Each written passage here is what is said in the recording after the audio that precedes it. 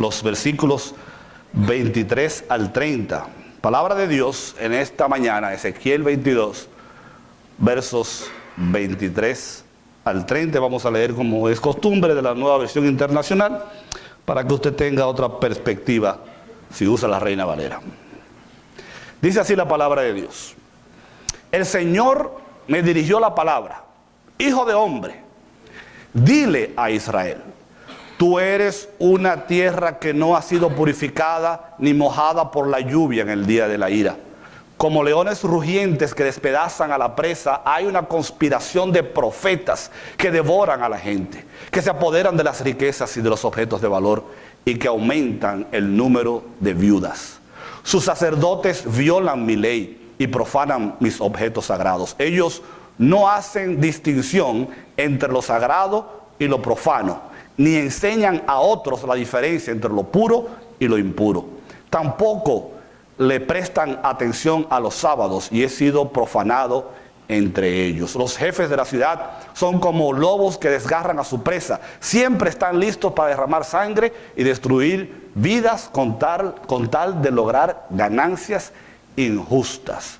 Los profetas todo lo blanquean mediante visiones falsas y predicciones mentirosas. Alegan que lo ha dicho el Señor omnipotente, cuando en realidad el Señor no ha dicho nada. Los terratenientes roban y extorsionan a la gente, explotan al indigente y al pobre, y maltratan injustamente al extranjero. Parecería que estuviéramos leyendo un periódico de hoy, ¿no? Y el versículo que da tema a la predicación de esta mañana dice así: yo he buscado entre ellos a alguien que se interponga entre mi pueblo y yo, y saque la cara por el pueblo, para que yo no lo destruya. Y dice Dios, no lo he hallado. Pueden tomar asiento. El Señor añada bendición a su palabra. ¿Qué celebramos mañana? El cumpleaños del pastor. ¿Ya se lo olvidó? No, sí.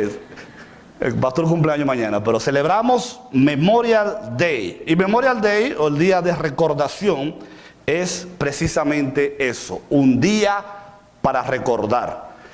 Para Dios siempre ha sido importante que nosotros no olvidemos. Los seres humanos tenemos la tendencia de desarrollar mala memoria. Y ustedes conocen todos los chistes que yo les he hecho acerca de mi mala memoria. ¿Recuerdan que mi esposa me regaló una vez un frasco de pastillas para la memoria y se me olvidó dónde la guardé? Y aún así, las 2 o 3 veces que la tuve en mis manos, cuando la tomé, no me acordaba si me había tomado la pastilla o me la tenía que tomar. Entonces al final no me tomaba nada. No funcionaba para mí.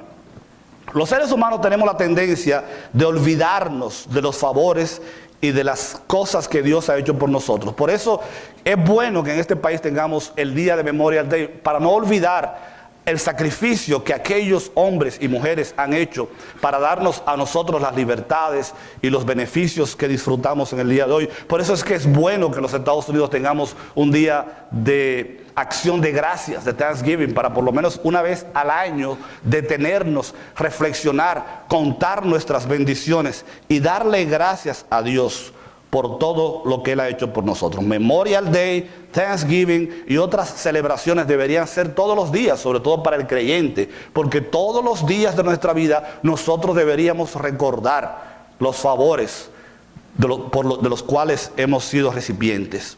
Y más aún cuando la mayoría de los que estamos aquí, por si acaso queda alguno, podemos decir ciertamente Dios ha sido bueno con nosotros. Amén. Levante su mano y diga: Dios ha sido bueno conmigo. Saluda a la persona que está al lado suyo, dígale: Dios ha sido bueno contigo. Amén. El pasaje que tenemos por delante nos habla del contexto del libro de Ezequiel. Se desarrolla en la época de la cautividad de Babilonia. Ezequiel fue un hombre joven que a la edad de 25 años fue sacado de su pueblo, desterrado a Babilonia junto con el grupo que fue llevado allí.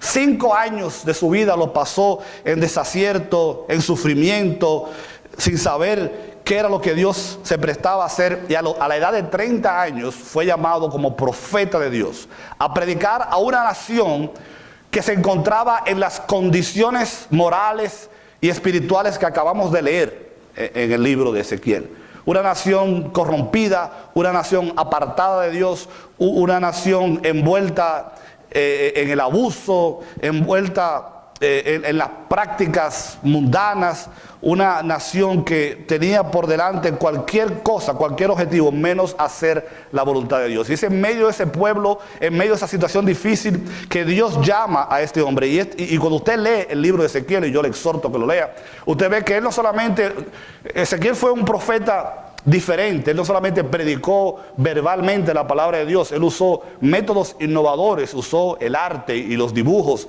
para ilustrar lo que Dios iba a hacer con el pueblo. Se afeitó la barba y se cortó el pelo. Usted dirá, pues eso no es nada raro, pero en aquella época para los judíos cortarse el pelo y afeitarse la barba era un acto no común, y él lo hizo para ilustrar lo que Dios estaba a punto de hacer con el pueblo. Cuando usted lee el libro completo de Ezequiel, usted va a encontrar por lo menos 6 puntos importantes, que si bien no son los 6 puntos de este mensaje, perfectamente pudieran ser los 6 puntos de un poderoso mensaje. Yo quiero solamente mencionarle que usted va a encontrar en el libro de Ezequiel 6 puntos. Uno de ellos es que Dios trabaja a través de mensajeros humanos. Amén. Dios trabaja y obra a través de seres humanos, hombres y mujeres de carne y hueso. Hemos predicado desde este mismo púlpito que Dios no va a traer extraterrestres para hacer la obra de Dios. Dios no va a mandar ángeles, serafines o querubines para hacer el trabajo que usted y yo tenemos que hacer. Dios usa seres humanos. La persona que está al lado suyo, o saque el espejo y mírese, y usted verá que ahí está la persona que Dios puede usar en el día de hoy. En segundo lugar, enseña este libro que aún en la derrota y en la desesperación, el pueblo de Dios necesita afirmar la soberanía de Dios. ¿Entendieron eso? Aún en la derrota, aún en la desesperación, Dios sigue siendo Dios.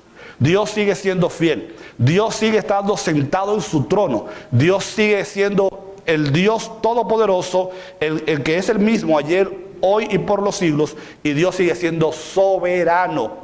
La voluntad de Dios, la esencia de Dios no está determinada por lo que me pasa a mí o a ti. Dios es soberano aún en medio de las dificultades y los problemas. En tercer lugar, aprendemos de este libro que la palabra de Dios nunca falla.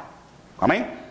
Las personas fallan, los seres humanos fallamos, los gobiernos fallan, los sistemas fallan, pero la palabra de Dios nunca falla, porque es palabra de Dios. En cuarto lugar, usted va a aprender, como aprendieron Ezequiel y sus compatriotas, que Dios está presente y puede ser adorado en cualquier parte del mundo. Dios no está limitado a una geografía. El pueblo de Israel entendía que Dios moraba solamente en Israel. Recuerdan que hay un salmo que dice: ¿cómo podremos cantar cántico a Jehová en tierra de extraños? Porque los israelitas entendían que sacados de Judá, sacados de Jerusalén, ya Dios no estaba. Pero allí aprendemos que Dios está en Israel, Dios está en Babilonia, Dios está en Santo Domingo, Dios está en Cuba, en Panamá, en Venezuela, en Colombia, en Estados Unidos. Dios está aquí, Dios está en esta iglesia, Dios está en tu casa, Dios está en este pueblo. Dios no está limitado a una geografía, porque los cielos no pueden contener la grandeza de Dios. En quinto lugar, aprendemos en este libro que la gente debe obedecer a Dios si espera recibir bendiciones. ¿Escucharon eso? ¿Cuántos de ustedes quieren recibir bendiciones de Dios? Entonces usted debe obedecer a Dios. Es tan sencillo como eso. Y en sexto lugar, aprendemos en este libro que el reino de Dios vendrá a su tiempo. Los cristianos oramos y decimos: Señor, venga a tu reino, ¿cierto? Y lo hacemos porque estamos realmente deseosos de que el reino de Dios se implante aquí en la tierra. El pasaje clave que nosotros leímos es el cuarto de 4 pasajes que quiero compartir rápidamente con ustedes, porque en el libro de Ezequiel hay varios pasajes claves, pero para que tengamos una idea clara del contexto del libro, déjenme leerle 3 versículos y después el versículo clave. El versículo que vamos a leer ahora está en Ezequiel capítulo 2, versículo 3 al 5. Allí dice la Biblia: hijo de hombre, te voy a enviar a israelitas, a una nación rebelde que se ha sublevado contra mí. Fíjese la tarea que Dios le está dando a este hombre. No fue a predicarle a los niños en el kindergarten. Es una nación rebelde que se ha sublevado contra mí. Ellos y sus antepasados se han rebelado contra mí hasta el día de hoy. Te estoy enviando a un pueblo obstinado y terco, al que deberás advertirle: así dice el Señor omnipotente. Tal vez te escuchen, tal vez no, pues son un pueblo rebelde, pero al menos sabrán que entre ellos hubo un profeta. Y el mensaje de Dios es el mismo para nosotros en el día de hoy. Dios nos está mandando allá afuera a predicarle a un pueblo que no quiere oír de Dios. Tal vez los escuchan, tal vez no. Eso no es problema tuyo ni problema mío, pero no podrán decir nunca que no hubo palabra de Dios para ellos. Y por eso nosotros tenemos que hacer el trabajo al cual Dios nos ha llamado como iglesia. A cada uno de nosotros, a ti y a mí, Dios nos ha enviado allá afuera, a un pueblo rebelde, a un pueblo cabeza dura, a un pueblo que no está interesado en las cosas de Dios. Pero cuando la palabra de Dios llega a estas personas, muchos se convertirán y vendrán y adorarán con nosotros aquí también, como estamos adorando nosotros cada domingo. El segundo pasaje que es importante en el libro de Ezequiel es Ezequiel 33:11, donde Dios dice: tan cierto como yo vivo, afirma el Señor, que no me alegro con la muerte del malvado, sino que se convierta de su mala conducta y viva. Conviértete, pueblo de Israel, conviértete de tu conducta perversa. ¿Por qué has de morir? Dios está diciendo: yo no tengo ningún disfrute en mandar a la gente al infierno. Yo no tengo ningún placer en que el impío perezca. Yo quiero que todo el mundo venga al arrepentimiento. ¿Por qué, pueblo insensato, tienen que ustedes que morir? ¿Por qué tienen que sufrir? Vengan a Dios. Y ese es el mensaje también que nosotros tenemos que predicarlo. Dios no se alegra en la muerte del impío. Dios quiere que todos seamos salvos. En tercer lugar, el último versículo, precisamente el último versículo en el libro de Ezequiel, capítulo 48, la segunda parte del versículo 35, dice: y el nombre de la ciudad desde aquel día será Jehová Sama. Algunas versiones bíblicas la traducen, otras no, pero la traducción es: aquí habita el Señor. Aquí habita el Señor. Diga a la persona que está al lado suyo: aquí habita el Señor. Porque Dios está en medio de su pueblo, Dios está en medio de las circunstancias, Dios está en medio de los Estados Unidos. A pesar de que era un pueblo rebelde, hostil, a pesar de que era un pueblo cabeza dura, Dios cumpliría su palabra y Él estaría en medio de su pueblo como lo está, porque Él ha prometido: yo estaré con ustedes todos los días hasta el fin del mundo. Finalmente, nos llegamos al versículo que le da tema a este sermón, el versículo 30 del capítulo 22, que en la Reina Valera dice: y busqué entre ellos hombre que hiciese vallado y que se pusiese en la brecha delante de mí a favor de la tierra, para que yo no la destruyese, y no lo hallé. La NBI dice: busqué a alguien que defendiera al pueblo, que se pusiera del lado del pueblo, para que yo no destruya el pueblo. Aquí la Reina Valera dice: estoy buscando a alguien que se ponga en la brecha entre el pueblo y yo, para que yo no lo destruya. Pero lamentablemente Dios no encontró a nadie. Y déjenme decir algo que es importantísimo para que lo saquemos del camino y podamos terminar predicando el mensaje que queremos traer para ustedes en esta mañana.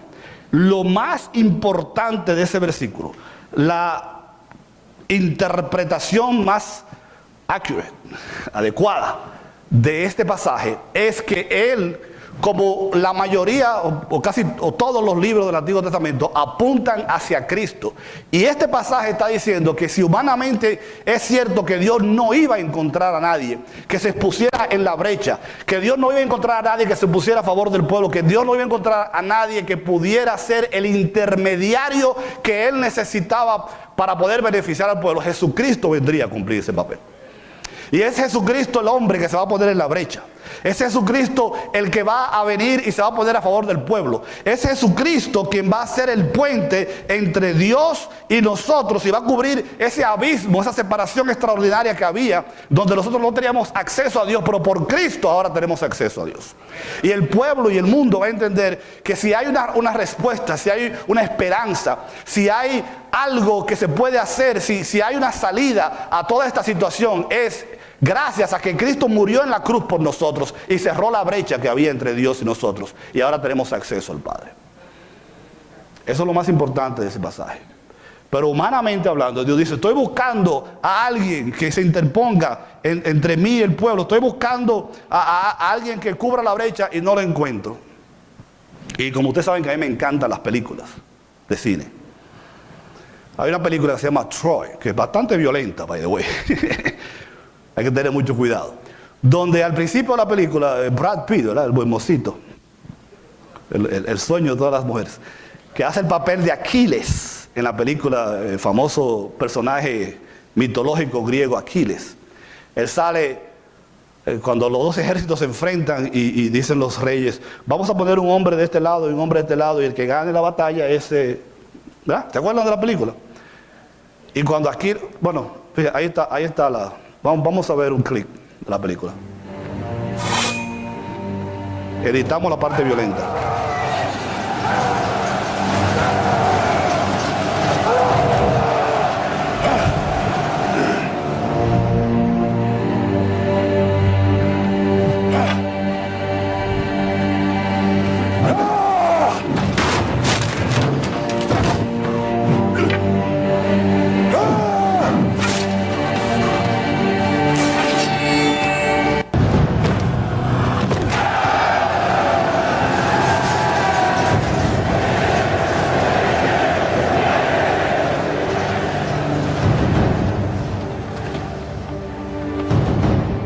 Is there no one else?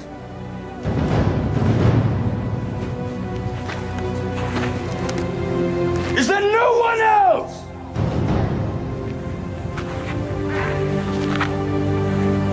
Who are you, soldier? Achilles.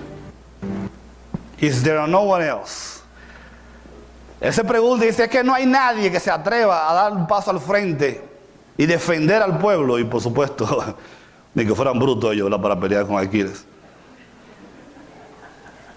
Is there no one else? No, es que no hay nadie. Es la misma pregunta que Dios hacía cuando Dios ve la situación donde el mundo, el pueblo de Israel y el mundo representado allí se encaminaba hacia la destrucción. Y Dios se pregunta a Dios, es que no hay nadie que pueda ponerse en medio del pueblo y yo para que no lo destruya. Y fue lo mismo que pasó cuando Dios quiso destruir a Sodoma y a Gomorra. ¿Se acuerdan la historia? Que le dice a Abraham, ve y sácame a Lot de allí que voy a destruir. Pero Señor, a lo mejor hay 50. Bueno, si hay 50 no destruye. Pero Señor, a lo mejor hay 10. Bueno, si hay 10 no. Pero Señor, si hay uno. Bueno, si hay uno. Pero es que no había ninguno. Y Dios dijo, si hubiera uno, si hubiera un solo hombre justo en aquel lugar, yo tendría misericordia de la ciudad. Y Dios hubiera tenido misericordia del mundo si a una sola persona hubiera sido justa. Pero la Biblia dice, no hay justo ni a uno. Todos nos descarriamos como ovejas, por eso Cristo tuvo que ser, por eso Dios mismo tuvo que venir y encarnarse en la persona de Jesucristo, ponerse Él en medio de la brecha para poder salvarnos a nosotros. En este pasaje hay dos frases, que en la Reina Valera dice que hiciese vallado y que se pusiese en la brecha.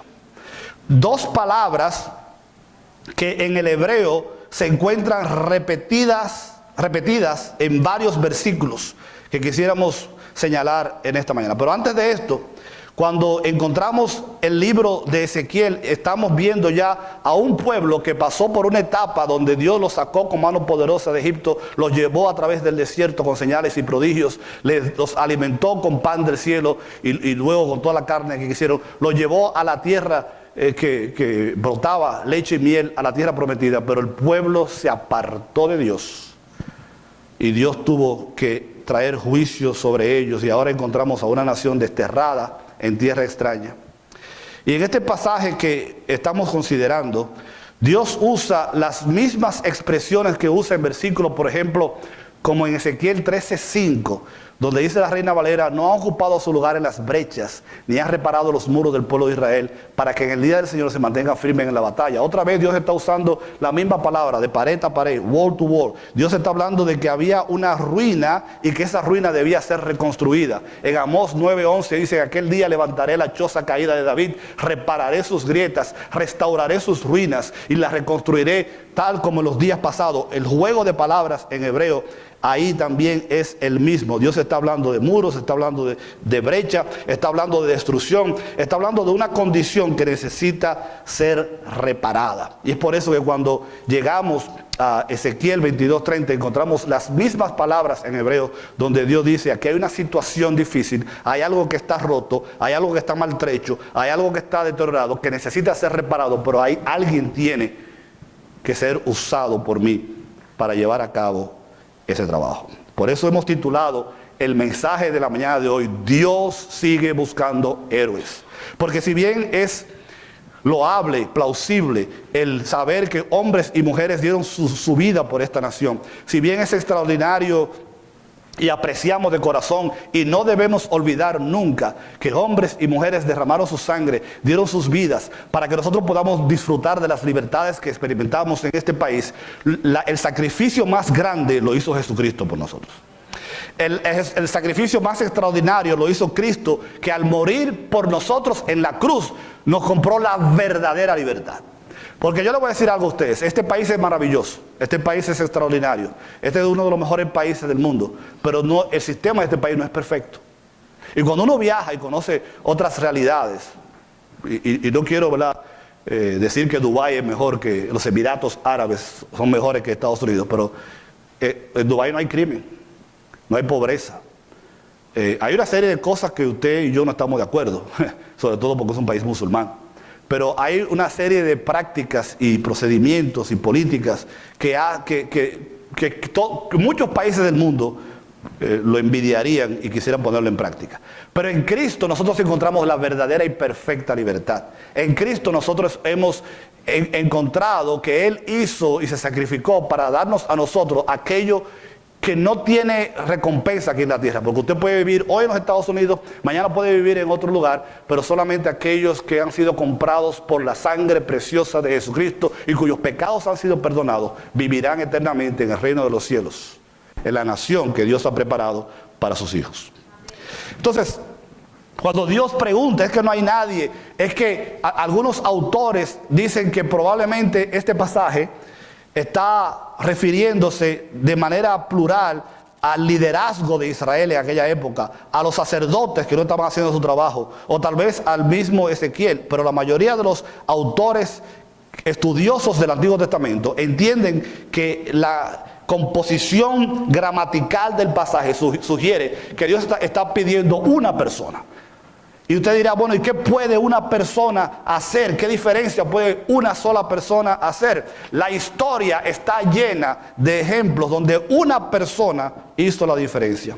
¿Acaso no recuerdan ustedes que el nombre de Babilonia está ligado directamente a la persona de Nabucodonosor?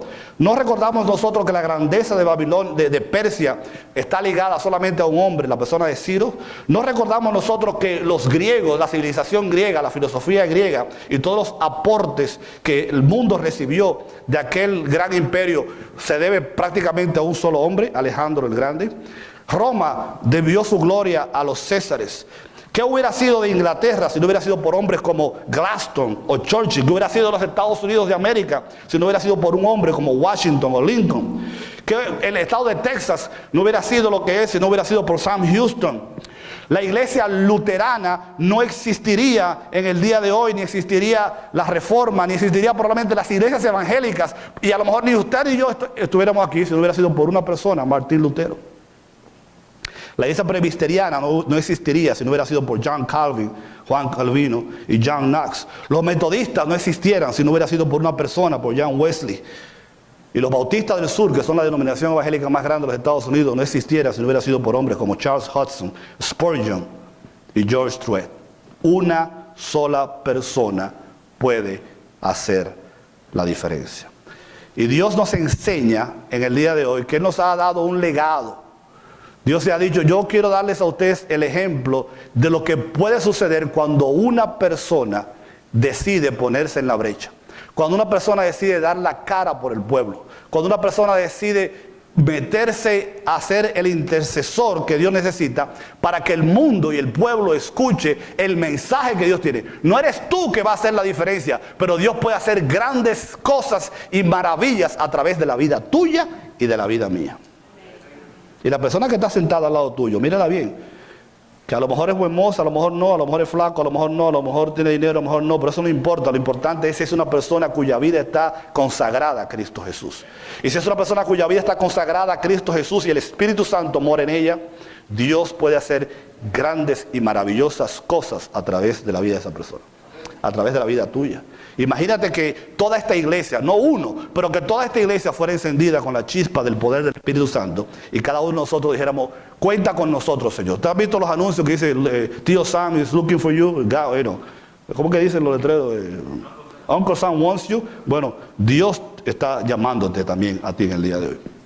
El legado que Dios nos ha dado es que en el Antiguo Testamento Abraham fue llamado el padre de la fe porque le creyó a Dios y le fue contada por justicia. Moisés reconoció que Dios lo llamaba a una tarea extraordinaria, fue considerado un héroe porque no solamente recibió los 10 mandamientos, no solamente liberó al pueblo de Israel de la esclavitud de Egipto, pero también se convirtió en uno de los grandes hacedores de milagros del Antiguo Testamento. Encontramos a Josué, que puede ser considerado un general de 5 estrellas, quien conquistó la tierra prometida y llevó al pueblo a recibir la promesa de Dios. Encontramos a Gedeón, que con 300 hombres derrotó a un ejército de 22,000 soldados. Vemos a David, que fue un pastor que peleó con leones y con osos, dice la Biblia, pero que eventualmente va a derrotar al grandote de Goliat, a los filisteos, y a lograr muchas batallas para Dios. Vemos a Elías, que se enfrentó a 450 falsos profetas de Baal en el monte Oreb. ¿Ustedes se acuerdan de ellos? Un solo hombre, que en un momento determinado dijeron, Señor, yo estoy aquí.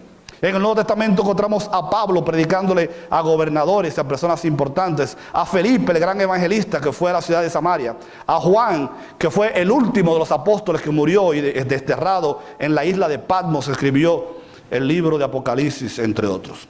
A través de los siglos, no solamente en las palabras de la Sagrada Escritura, pero en la vida diaria, sabemos de hombres como John Wycliffe, que tradujo las Escrituras en diferentes idiomas. Martín Lutero, de quien ya hablamos, quien gracias a él tenemos el legado de las iglesias evangélicas. John Wesley, uno de los más grandes ganadores de alma en los Estados Unidos, porque la palabra de Dios dice en Hebreos 11, 32 a 34, ¿y qué más digo? Porque el tiempo me faltaría, contando de Gedeón, de Barak, de Sansón, de Jefté, de David, así como de Samuel, los profetas que por la fe conquistaron los reinos, hicieron justicia, alcanzaron promesas, taparon bocas de leones, apagaron fuegos impetuosos, evitaron el filo de espada, sacaron fuerzas de debilidad, se hicieron fuertes en batallas y pusieron fuga a ejércitos extranjeros. La Biblia dice, no hay tiempo para contar la cantidad de hombres y mujeres que en un momento determinado fueron usados por Dios, porque en su momento ellos decidieron someterse a la voluntad de Dios y dejarse usar por el Dios Todopoderoso. Y ese mismo Dios que obró en la vida de esas personas, pues es el mismo Dios que puede obrar en la vida tuya y en la vida mía en el día de hoy. ¿Cuántos creen que eso es verdad? ¿Cómo entonces podemos nosotros hacer énfasis? Bueno, yo lo invito, esto es un paréntesis y un anuncio, porque en agosto 7, y vamos a empezar en agosto porque el mes anterior vamos a estar predicando una serie de mensajes en el libro de Ruth, junto con la iglesia americana. Cuando se acabe esa serie, vamos a comenzar una serie que hemos titulado Jesucristo y los héroes del Antiguo Testamento. Usted no quiere perderse ni un mensaje de eso. Jesucristo y los héroes del Antiguo Testamento, agosto 7 a septiembre 11. Y vamos a seguir considerando la vida de todos estos héroes y cómo Cristo aparece en las páginas del Antiguo Testamento. El héroe y los héroes que Dios anda buscando en el día de hoy pueden llegar a ser héroes, no porque tienen un uniforme. Fíjense, a mí me encanta la ilustración que alguien hizo una vez. La mayoría de los superhéroes se tienen que poner un uniforme para ser superhéroes, ¿se acuerdan? Pero Superman es el único superhéroe que tiene que quitarse el uniforme para ser superhéroe. Porque Superman, él es Superman, pero él se disfraza de Clark Kent. Entonces, cuando él quiere demostrar que es un superhéroe, tiene que quitarse la ropa común que tiene. ¿Se acuerdan? Los otros superhéroes, Batman y demás, tienen que poner un uniforme para ser superhéroe. Pero Superman no necesita uniforme. Él se pone un uniforme para cubrir su identidad. Usted y yo somos superhéroes por dentro, lo que tenemos que quitarnos la ropa que tenemos encima y dejar que Dios nos use. Y usted verá que va a haber poder en la vida suya y en la vida de la iglesia. Porque es Dios quien llama, es Dios quien da el poder. Un autor llamado S.M. Lockridge dijo que en el mundo hay 3 tipos de personas. Aquellos que ni reclaman el señorío de Cristo ni hacen su voluntad.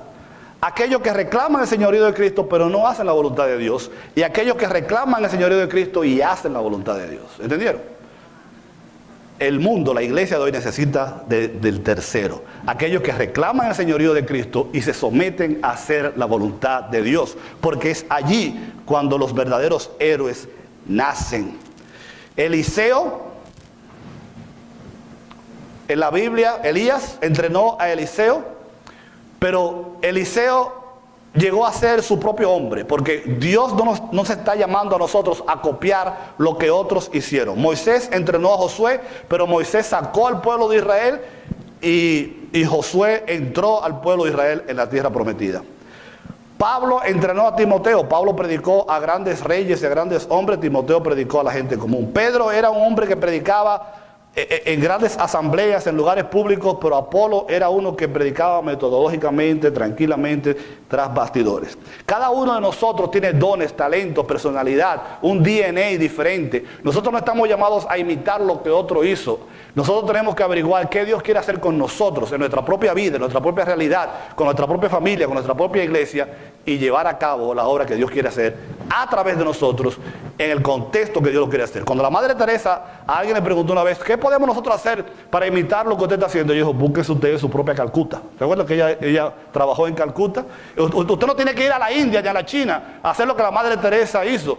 Donde usted está y donde Dios te ha puesto, Dios puede hacer grandes cosas a través de ti y a través de esta iglesia. En Efesios capítulo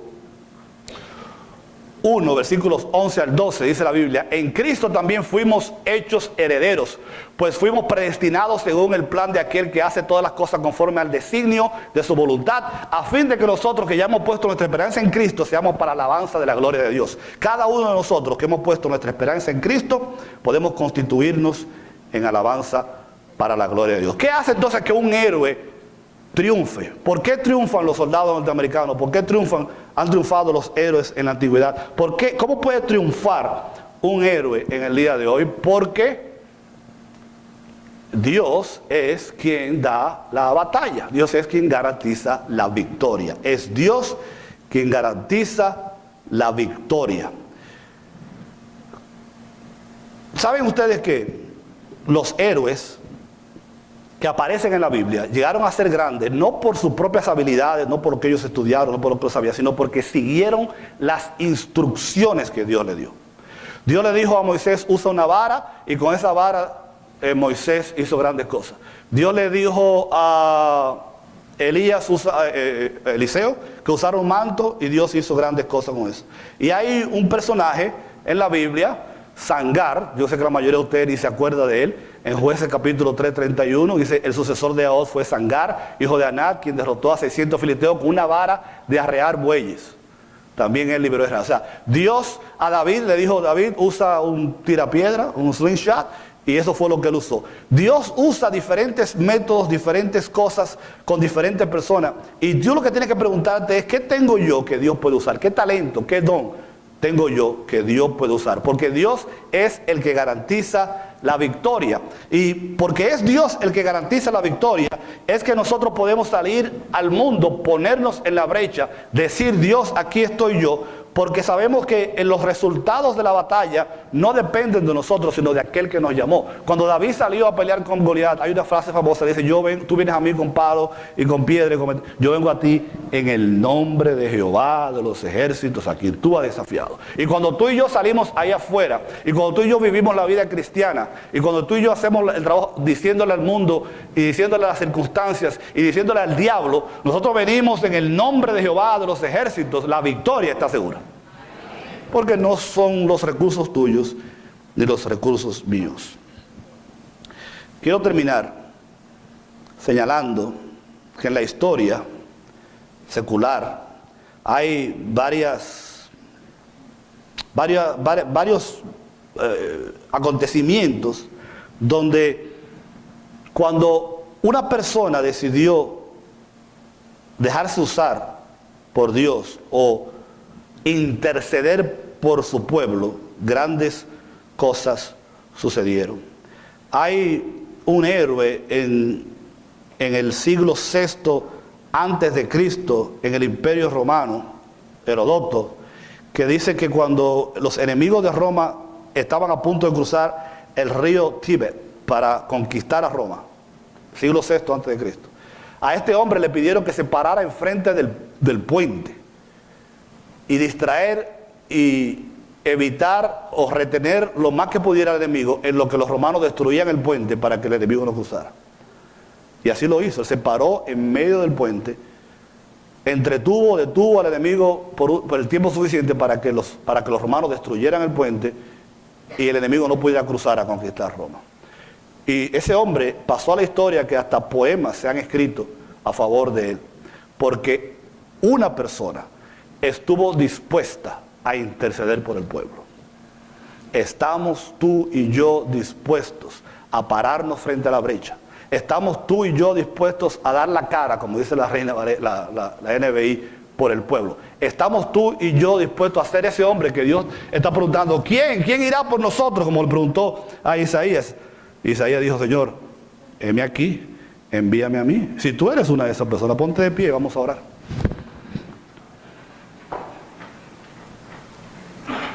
Y qué bueno que Dios sigue buscando héroes en el día de hoy y los sigue encontrando. Porque a diario se levantan hombres y mujeres que dicen, yo me voy a dejar usar por Dios. Y esa es la gran seguridad que tenemos, que la victoria es nuestra, no por quienes somos nosotros ni lo que tenemos, sino por lo que Cristo hizo por nosotros. Y si tú estás aquí en esta mañana y todavía tú no has entregado tu vida a Cristo, nosotros queremos invitarte, mientras la iglesia ora con los ojos cerrados y el rostro inclinado, si tú todavía no has entregado tu vida a Cristo, hoy es un buen momento para comenzar una nueva vida, para formar parte del pueblo de Dios, para ser parte de aquellos que van a disfrutar de la vida eterna, porque Dios ha prometido en su palabra que Él estará con nosotros todos los días hasta el fin del mundo.